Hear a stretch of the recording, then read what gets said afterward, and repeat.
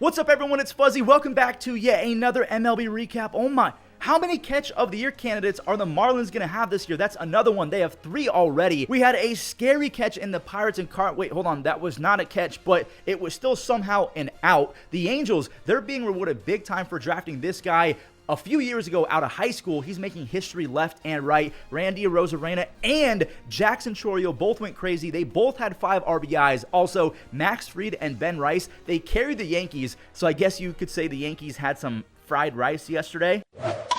But yeah, all of that and more in today's MLB recap. And don't forget that recap is brought to you by SeatGeek as well as Underdog Fantasy. Download Underdog Fantasy using code Fuzzy and you get up to $1,000 in bonus cash credit. You're welcome. So before we show any other game, I'm going to start with this, and I'm not trying to sound like a jerk. I swear on everything, but this was the most White Sox loss I think I've ever seen. Now, I'm only going to show this Carlos Santana swing because it was kind of a boring game. You don't often see a 39-year-old hitting a baseball that far. Now we're going to fast forward all the way to the 9th. Emmanuel Clase, he looks like postseason Emmanuel Clase. The woes have now carried into the regular season. He allowed 2 base hits to start the 9th. Yes, he gets Luis Robert to strike out, but then he walks Andrew Vaughn to load the bases. All right, cool. He gets Austin Slater to strike out as well, but then Miguel Vargas, he grooved one through the infield. 2 are going to score. It's a tie. Oh my God.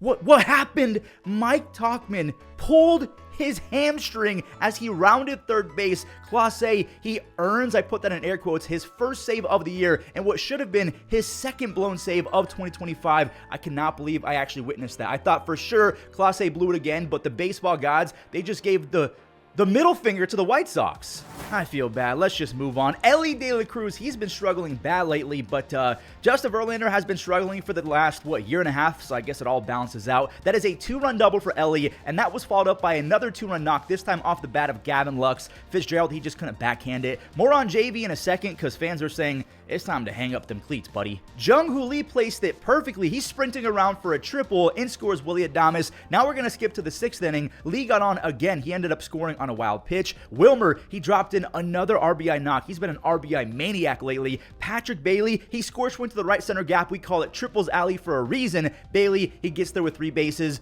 Another 2-out clutch base hit. Tyler Fitzgerald gets it to a 1-run game, which means that Wilmer just tied it. He has 14 RBIs in 12 games, and I really hope that Mike Yastrzemski brought his swim trunks because he's going to have to go swimming if he wants that home run ball back. A 2-run walk-off splasher into McCovey Cove. Now it's time to talk about the elephant in the room. Over Justin Verlander's last 20 starts dating back to last year. That's a pretty big sample size. He has a 5.7 ERA. I'm not trying to sound disrespectful in this recap, but it's been sad to watch. He came into 2024 with a career 3.2 ERA. It's now over 3.3, which is still very, very good for a 20-year career, but I don't want to keep on seeing this. I don't know if he's got to hang him up or if he... What do we do with Justin Verlander? It's been just devastating to watch this. Is this even a real sentence? Eric Fetty, Mitch Keller, and both bullpens combined for 22 shutout innings to start this Cardinals and Pirates game. No one scored until the 12th. Now, the Cardinals almost scored in the 8th. Joey Bart basically got tackled by Endy Rodriguez. Now, what happened is that Joey didn't see the ball initially, so Endy, he's flying in to try and make up for it. Luckily, Cabrine was there. He picked it up, and he tags Thomas Agassi. St. Louis almost scored again, but Tommy Pham threw a seed to nab Victor Scott, who was basically Bobby Witt Jr., Elly De La Cruz quick. I mean, that's a super impressive throw from Tommy Pham. Finally, a run actually scores. The pinch hitter, Jordan Walker, he brought home the game's first run. But Tommy Pham, he's back to saving his squad. He swings at the first pitch to tie it up, and it stayed tied because St. Louis, they got shut out in the top of the 13th. So this Joey Bart fly ball is going to win it. By the way, they called this a single, but it bounced over for a double. I know technically the game ends after the winning run scores, but it kind of sucks that he got robbed of an extra base hit and another RBI. And I say that because at the end of a season, if you're about to become a free agent, every single stat counts. I almost wish that was a 2-run double, not a single. The Brewers might have bottled all of their frustrations from that Yankee series where they gave up 900 home runs, and they might have opened that against the Rockies in this game because Tyler Alexander, he's making behind-the-back catches. Bryce Terang now has a 12-game hit streak to begin 2025. He's credited with an RBI single. Jackson Chourio, he just missed a 3-run home run. William, back-to-back nights with the home run. All he needed was to go to Coors Field for him to wake up, and McMahon, I'll show this for my Rockies fans, he got into one.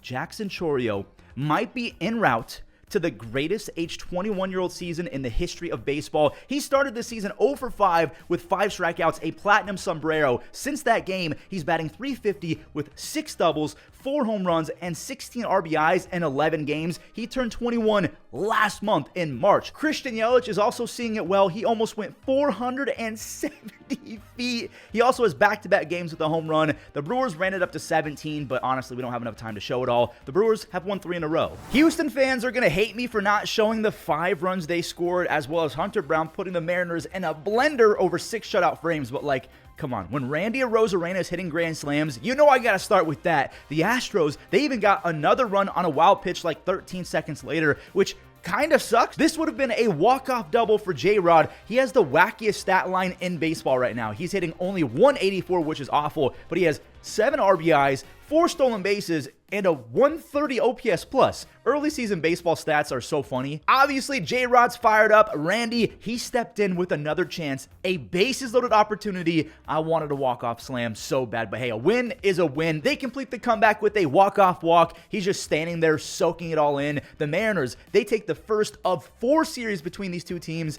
but both teams are going to have to catch up to the Rangers and the Angels, which will not be an easy task considering the Rangers have already played pretty well, and that was without Corey Seager doing much of anything. So when Corey is going lefty-lefty in the cold weather of Wrigley off of Shota Imanaga, that could spell bad things for the rest of baseball. Jonah Heim, no way. The 2023 All-Star might actually be back. He has 3 home runs and 2 stolen bases out of nowhere. Josh Young, he tagged a baseball to deep center. If PCA, Pete Armstrong, can't catch that, absolutely no one can. So Young, he gets the RBI. Same with the Adolis Garcia, who just kind of tossed his bat at the ball, flicked it, and it drops in to score Josh. Corey again, this time a laser beam to right field. Wyatt Langford, he goes down with an oblique issue. He's on the IL, and Seager, he said, I got this. I'm going to put the team on my back until he's back. The Rangers are 9-4, and I do have to show off Tyler Mahle's 6th start because he goes 7 innings of insane baseball. 1 run, just 2 base hits. He's allowed 2 earned runs total his first 3 starts. Don't forget that he had an insane run out the gate to start 2023 before injuries completely derailed his career. Health is the only thing holding back the Rangers. They have talent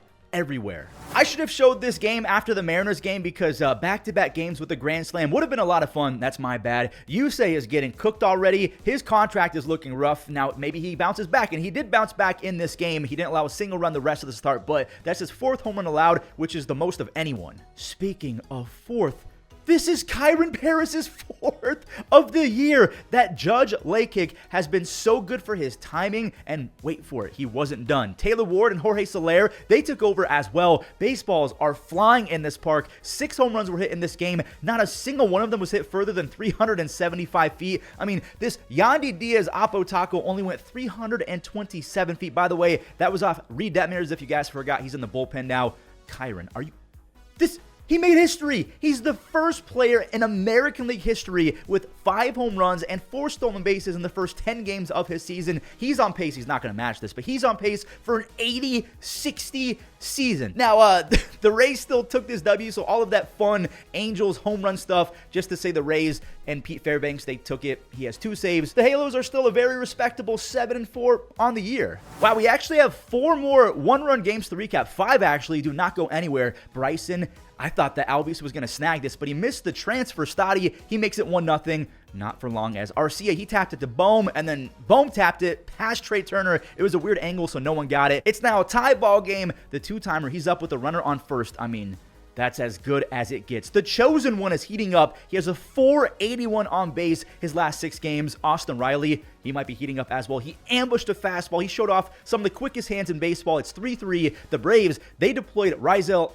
Trey just deposited a baseball into the seats. His first of the season is his biggest swing yet. Jose Alvarado, he got a 4-out save. I don't know how you even hit this guy. Like, look at the cutter. It has so much movement. It's 93 miles an hour, and that's after trying to hit his 101 moving fastball. Like, the only way that you can beat Jose Alvarado is if he beats himself and walks everyone before allowing an untimely home run or a base hit. The Braves are 2-9. The Phillies are 8-3.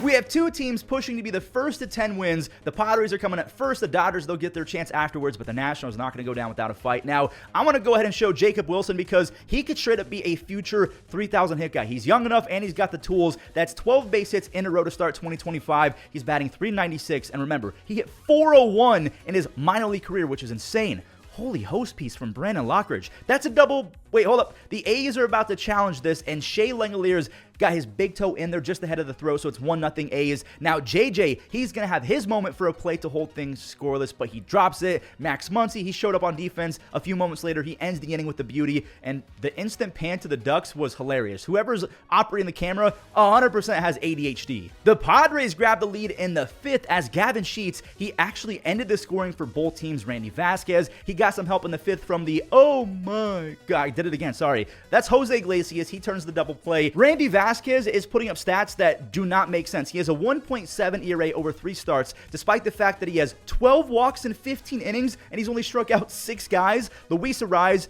that's an ouchie. His first strikeout of the year is an embarrassing one. All good, though, as Robert Suarez, he goes 1-2-3 again. He's up to 6 saves already, and the best part, he has yet to allow a single base hit. Here we go. The Dodgers are trying to avoid being swept by the Nationals. They've been on the cusp of 10 wins, just knocking at that door. Quick start for LA. Don't worry. Washington's going to answer right back. But there's Tommy Tanks. Not hitting a tank, he legs out a 3-run, no, I lied, a 2-run triple down the right field line. He just kept it fair. Edman has 11 RBIs. Teoscar has 15. That's his 5th, so he's leading the National League in home runs as well as RBIs. Now we have a little flashback because the first hitter Landon Knack ever faced in his big league career was CJ Abrams, and he gave up a home run. Now, fast forward to 2025, deja vu. The point from Landon Knack killed me. He was like, oh yeah, there it goes. Landon Knack could not stop the bleeding. He kept on allowing runs. The Nationals got 2 more before Luis Garcia Jr. hit a game-tying double. Knack, he's out the game, and Washington, they're up because Alex Call, he skied a sac fly,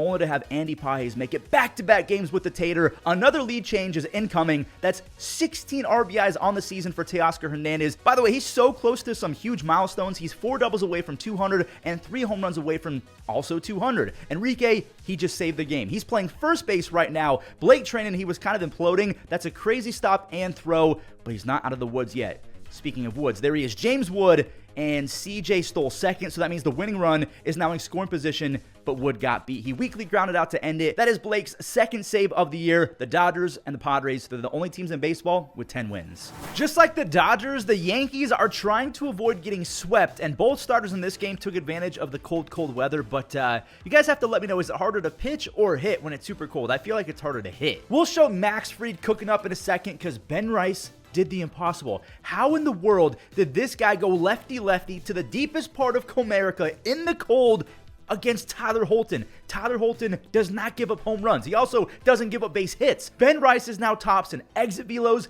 barrel percentages, hard hit percentage, chase rate, which means that he's also a smart hitter by not swinging at pitches outside the zone. Oh, by the way, he came up as a catcher. If they didn't have Austin Wells, he'd be catching. The Tigers dug an even deeper hole in the 9th as Colt Keith, he botched a routine double play. You cannot give free base runners and free outs to guys like Aaron Judge. That cost them big time. So Judge, he gets the 2-run single, and those are 2 big runs because Devin Williams, he stunk it up again. He loaded them up for Zach McKinstry. There goes a wild pitch to ruin the shutout. Torkelson scores. McKinstry then blooped in a 2-run base knock. Judge, he made a terrible decision to throw home. There was absolutely no chance of getting the out, so now Zach, he's in scoring position. Devin's out the game. Mark Leiter Jr. is in. And by the grace of the baseball gods, the Yankees escape with a W. That is Leiter's first save of the year. I do want to tip my cap to Jack Flaherty as well as Max Fried because Flaherty, he had 9 strikeouts, no runs over 5 1/3, something like that. Max Fried had 11 strikeouts over 7 scoreless. The Yankees, they needed that. Fried has a 1.5 ERA and an 11 strikeouts per 9, his first 3 starts.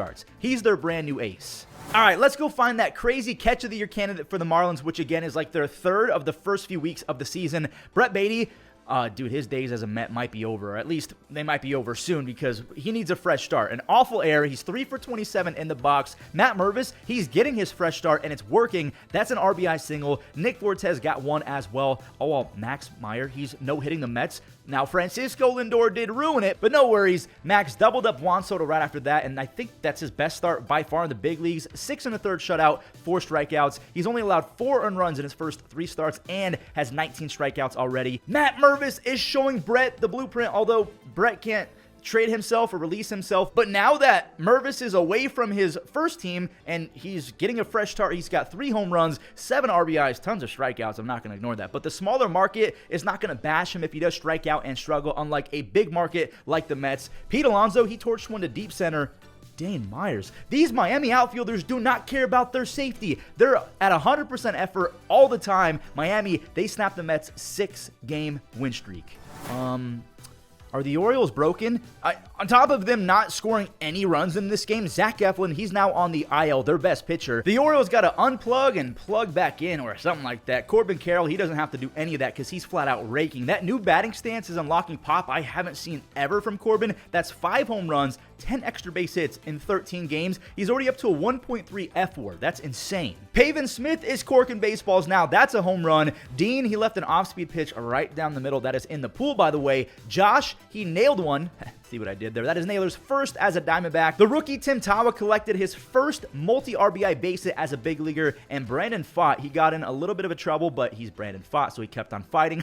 Sorry. No biggie. A double play to complete 6 shutout frames. Geraldo Perdomo, he ran into a baseball, his second of the year. He's up to 13 RBIs. Pavin, he almost left again. He doubled for Josh Naylor. By the way, Josh, he's batting .340 after this RBI base knock. He has 9 RBIs, 3 stolen bases. I mean, he's been raking. The Orioles, they're 5-8. Here's that 5th and final 1-run game that I was talking about earlier. The Jays got an early lead thanks to an RBI groundout from Will Wagner, and Boston, they're about to answer, but man, what a catch from Nathan Lucas. It's spelled L-U-K-E-S like Luke's, but it's Lucas. He makes the sick leaping grab. Kevin Gausman struck out 3 in a row to end the 4th inning. Then he kept the strikeout stuff going in the 5th. That's 4 in a row after he got Willier.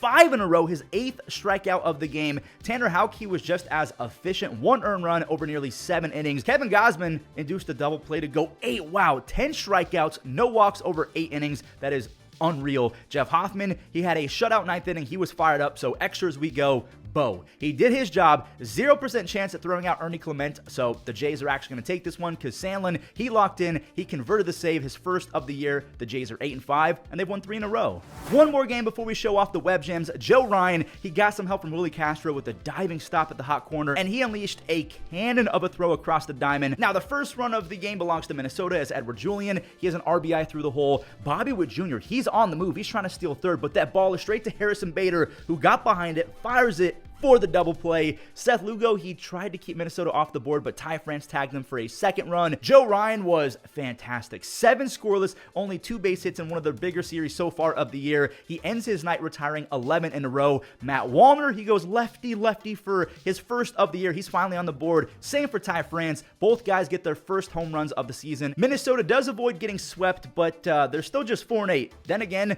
the first place team, the Tigers, are 7-5, so you might not even have to win 90 games to secure this division. Another big boy recap in the books. These 14, 15 game slates are so much work, so if you guys appreciate the effort, do me a favor, leave a like, subscribe if you haven't already, and as always, enjoy the web gems. Popped up, Biggio runs to the dugout and makes a play.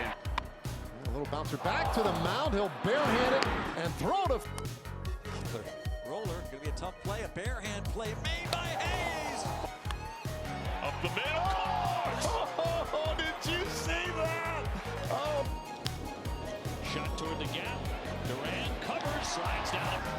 Fastball grounded. Anderson knocks it down. He gets up towards the first. He got him.